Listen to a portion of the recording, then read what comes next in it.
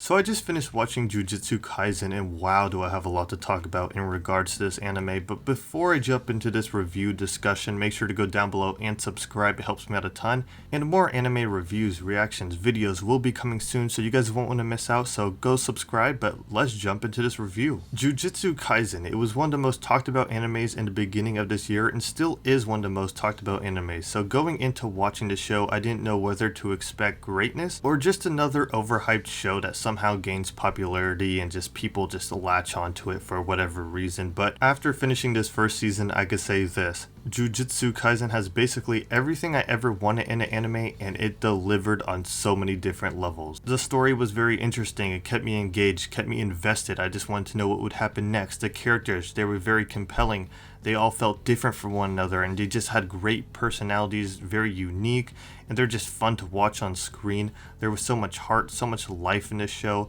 There was emotion, but there was also comedy. There was a great balance between those. The animation and art style was awesome, and the action was top tier. All this stuff just blended together to form this amazing anime, which I really enjoyed. So let's start with the visuals, the art style and animation. I love this art style. The characters look great. The world around them look great. The characters look so sharp, so clean, so detailed. And the color palette was really nice. There was a great blend between brighter colors and more neutral colors, darker colors. And all that just made for like a great viewing experience. The fight scenes in this anime looked incredible. You could tell the animators spent their time on the fights. Every move, power, technique, all that just looked great, so detailed, so sharp. The fights just felt epic, they felt big, and it was just really awesome to watch a lot of these fights. Some shows, some animes, they don't do fights good, but Jujutsu Kaisen nailed the fights and they just looked incredible. As for the characters, I feel like I enjoyed almost every character that was introduced. I can't think of one character that I thought was terrible. I think they were all very good. The main trio of Itadori, Kugasaki, and Fushiguro, I think they're going to be great characters to follow throughout their journey in the future seasons. I mean, in this season alone, it was just great to see them. Anytime they were on screen together, it just made for a great time. They had great dynamics with each other, and they're just well-written characters. I really like, their different backstories and who they are, their personalities. Itadori has been a great main character so far. Sometimes in other shows or animes, the main character just doesn't click with me. They're kind of dull for whatever reason, but Itadori has been great so far. He has a lot of life in him, and I'm excited to see this character continue his steps forward to becoming a better sorcerer, just to grow as a human. But I'm also curious about his fate. I mean, what's going to happen at the end of the show? I mean, he ate Sakura's finger. Is he actually going to die, or are they going to find a way to reverse all that? I guess we'll find out, but Itadori and the other two are great characters. I just can't wait to see them grow, and I think they're just going to be great characters to follow. Gojo, what do I even say about this character? He is such a badass. Sure, he has a little bit of an ego, sure he's selfish, sure he's cocky, but he is a badass, and I'm pretty sure he's the strongest guy in this verse because his power level is insane. The fights are crazy. When he was going against Volcano Head, he's like, yeah, you're pretty weak. I'm just like, he's weak? He was pretty strong, but Gojo, that took nothing out of him to defeat him. I mean, he couldn't kill him, but it took nothing out of him to do what he did to that guy. This dude is just badass, and I think he's just in a category of his own. I mean, his power, his technique is just incredible. But one other thing I do want to mention about this character is I think his relationship with Itadori is something very special. I mean, the way they're able to connect with one another, the way that Gojo's able to understand him. I feel like he's the perfect mentor for Itadori. He's able to get him to understand his power, everything going on within the world. And just their dynamic, their relationship on screen is all great to see. They bring a bit of comedy whenever they're on screen together.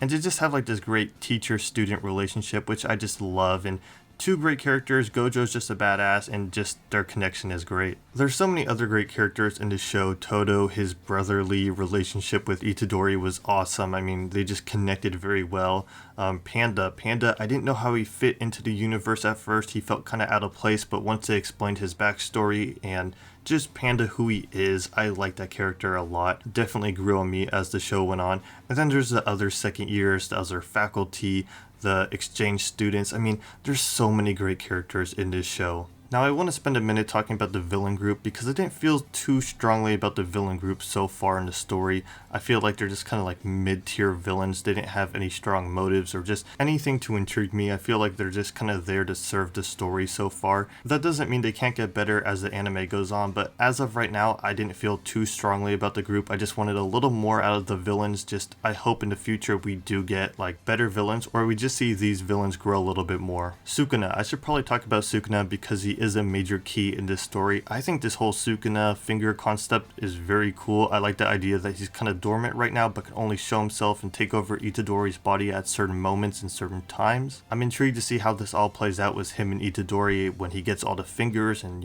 what ends up happening and how strong he really is when he's in his final form. I mean, this whole concept is just really interesting. I like how it plays into the story so far. And yeah, Sukuna is pretty cool. Have I talked about the comedy yet? Because the comedy was on point. They nailed it. I found myself laughing damn near every episode. It was just great. The quips, the things the characters would say. Jennifer Lawrence came out of nowhere and it was just like, what is going on? The comedy just hit for me. There would be serious moments followed up by like a funny joke or the characters not taking an important moment seriously. But then you also had to switch from the more detailed art style to the more flat-noted one where it enhanced the comedic moment. The comedy was on point. It landed for me. I found myself laughing a ton, and I think it was definitely a standout for me in this anime. Alright, story time. So the story has been great so far. They kind of just throw you in right away. I like how they introduce you to all the Sukuna stuff, set all that up, set up, the curses, the power system. Itadori gets into the school and they basically start exercising curses right away. The pacing in the show was just great so far. There was also so many great mini arcs in this first season. One of the arcs I really liked was the Junpei arc. This arc set up a few different things while also being very emotional. This arc gave us a better understanding of curse techniques, which is just a really cool concept in general. I like how everybody has a different technique, how they are used differently, work differently, look differently. It's just, I don't know, it's a really cool idea. We are also introduced to Mahito in this arc. He is a very prominent curse who is part of like that whole like villain league going on.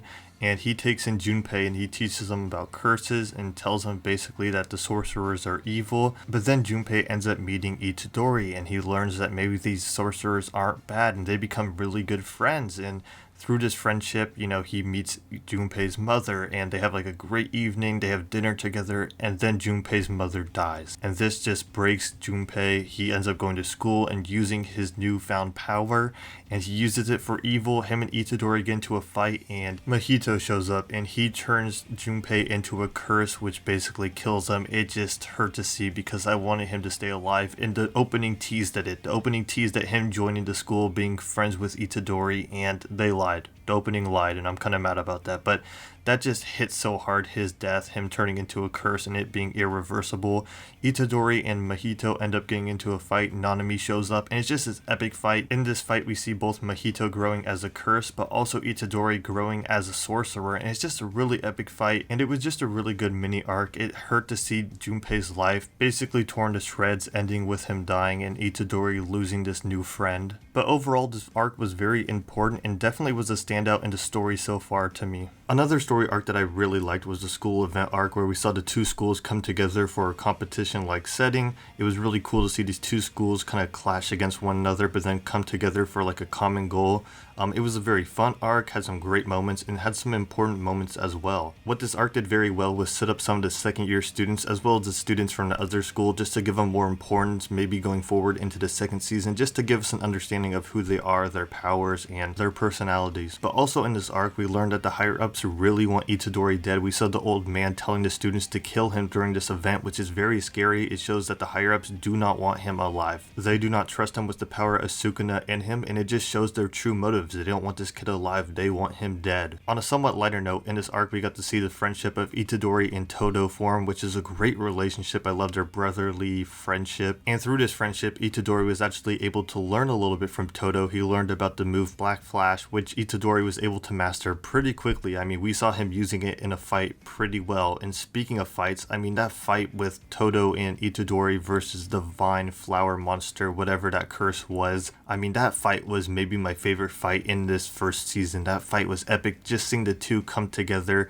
and use, their strength to, do what they could against that monster. Seeing Todo use his technique, which was a really cool technique. and the two just worked so well together. They're able to land great combos, and even though the curse got away at the end, it was just such a great fight. So many great moments in those few episodes. Itadori grew so much stronger in 3-4 episodes, maybe 5, and then we saw Gojo at the end. He was using his curse technique, and I mean, it's incredible, it's strong, it's powerful, and it was just really cool to see. And overall, this story arc had some great episodes within it, some great moments, some great character introductions, some important moments that I think are going to be huge going forward, and introduce that curse and their power and what they could do. And it was just, I don't know, this arc was great and definitely a highlight for me in this first season. The final big moment in this season was when the three went on a mission together. We saw great growth in Fushiguro as well as Kugisaki, mostly Fushiguro because he took on a special grade curse all alone. We saw this new side of the character which we haven't seen before, and we also saw him take these internal steps forward to be able to defeat the curse on his own. It was just nice to see this character have the spotlight for once. Overall, it was a great way to conclude this first season with the three on a mission of their own, and overall this anime was great so far. Great first season. I mean, I could talk hours about this anime as you could tell, but I'm gonna wrap it up here just to keep it kind of short. This first season definitely blew me away and exceeded my expectations. If I had to give this first season a rating, I'd give it a rating of around an 8.8. I think it was very good, very solid, a great first season. I think there's room for it to grow and get better, but as for a first season, it was very good, and I can't wait to see the future seasons of this anime. But I'm gonna end the video here. Make sure to go down below and subscribe. More anime videos coming soon, reviews and reactions on Attack on Titan, as well as a review on Tokyo Revengers. So if you guys do like that show, you guys might want to stay tuned for that, because I do have a different opinion than I think most people do. But yeah, go down below and subscribe. Also go down below and hit the like button if you guys did enjoy, but I'll catch you guys in the next one. Peace.